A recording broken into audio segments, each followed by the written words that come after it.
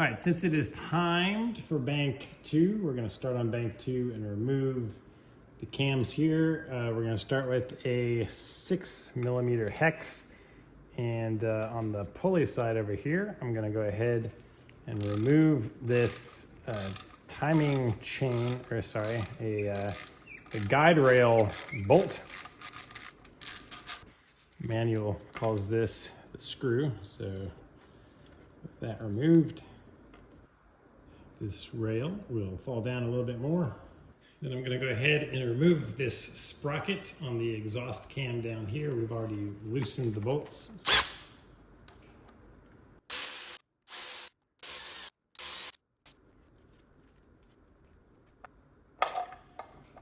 We can slide the sprocket off now and get it off of the chain. Now I'm just going to loosen the 2, 4, 6, 8 bolts that are holding our cams on.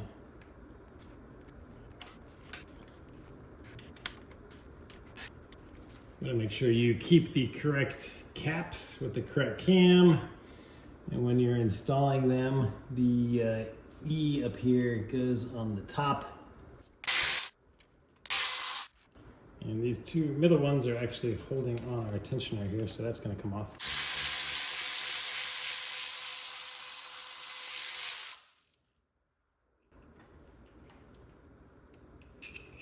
Sorry, not the tensioner. This is the just another guide rail that can go bad on you. This one is actually in pretty good shape.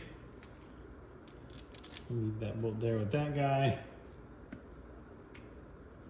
Remove this cap and put the bolts with it. So just a little close-up of the one I just took off.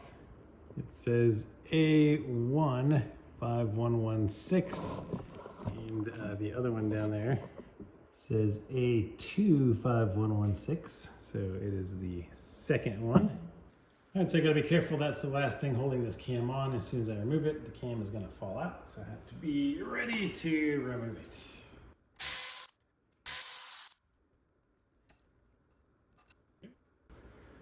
One cam is out. Now just the same thing for the intake cam up top.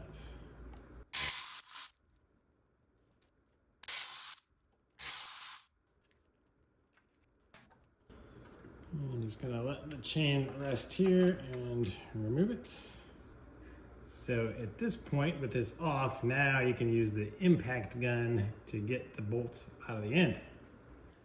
I find this extremely interesting, much different than the Boxster. The Boxster, all the lifters look like this. They had flat surfaces, and this is the exhaust ones, but the intake ones are completely different in this vehicle.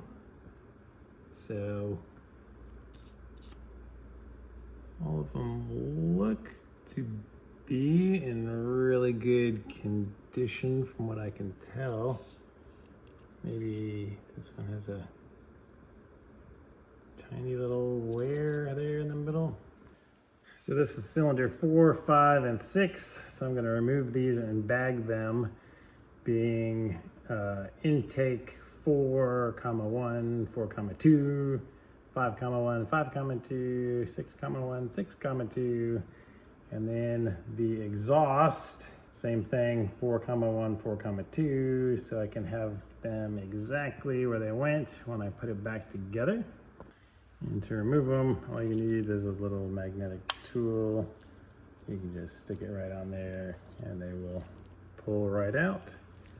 So this is what it looks like. There's actually a couple pieces put together with the spring there and in the middle. So this is what your pushes on your valve right here. So there is a firm spring. You should be able to push that down and feel the spring.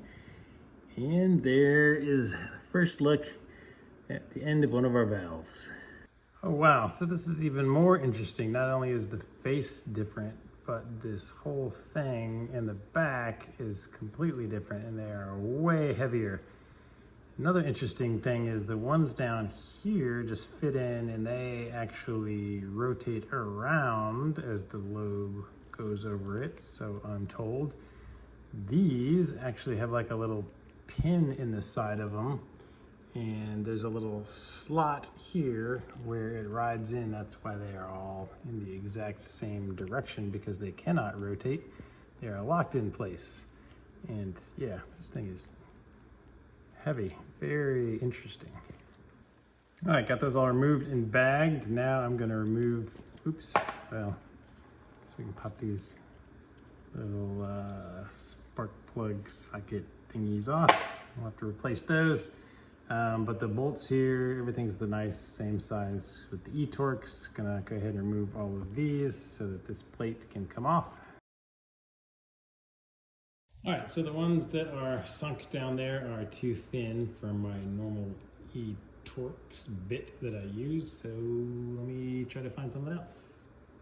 Well, I'm headed to Amazon to get a thin E10, but in the meantime, a normal 8mm socket will actually fit on that and work in a bind.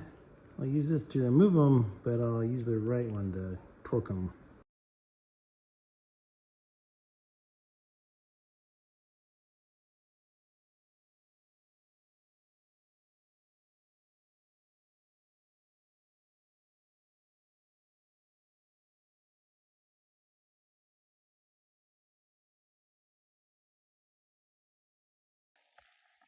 We got that carrier thing off now, and we can see all of our valve springs.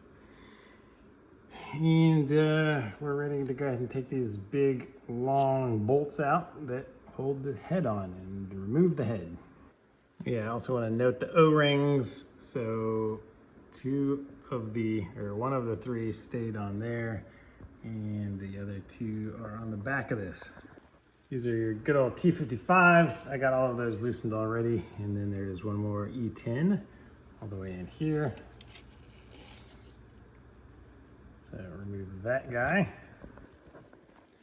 All right, that is gonna drip some more oil for you. And then there are at least 3 more bolts. 1, 2, and 3 right down here on the outside of the case. Don't think there's any more of those, of the head. I think after we get those 3 off, we can whack it with a rubber mallet and get the head off. All right, let's see if it is all undone. Let's see if I can coax it off. Oh yeah, it's already separating.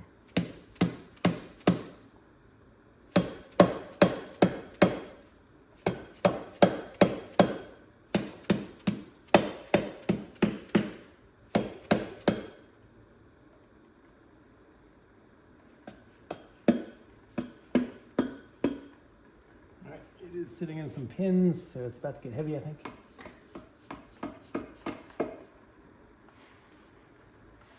Oops, we'll let it drain some more here.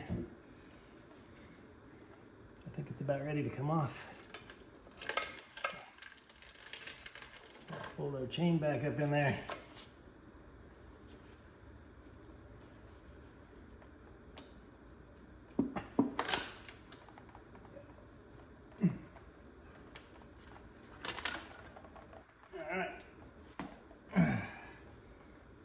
Set this here.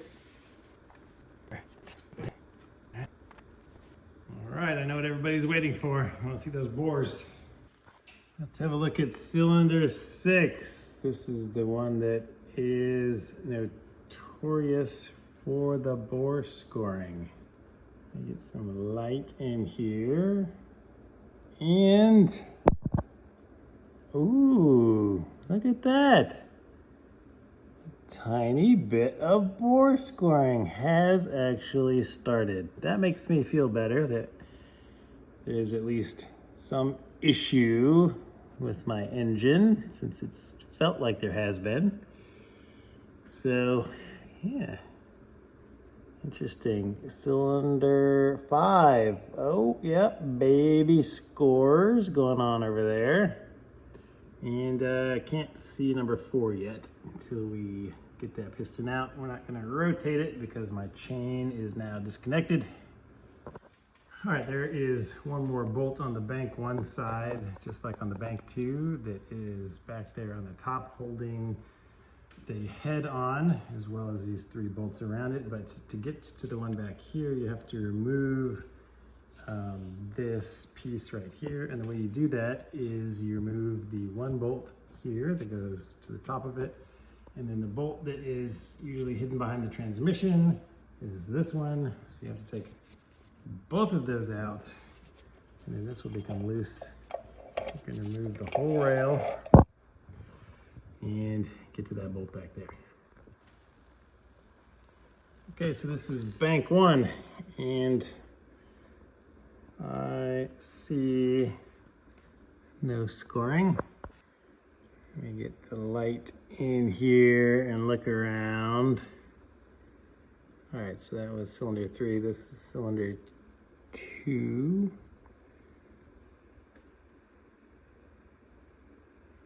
All right, so I think those are just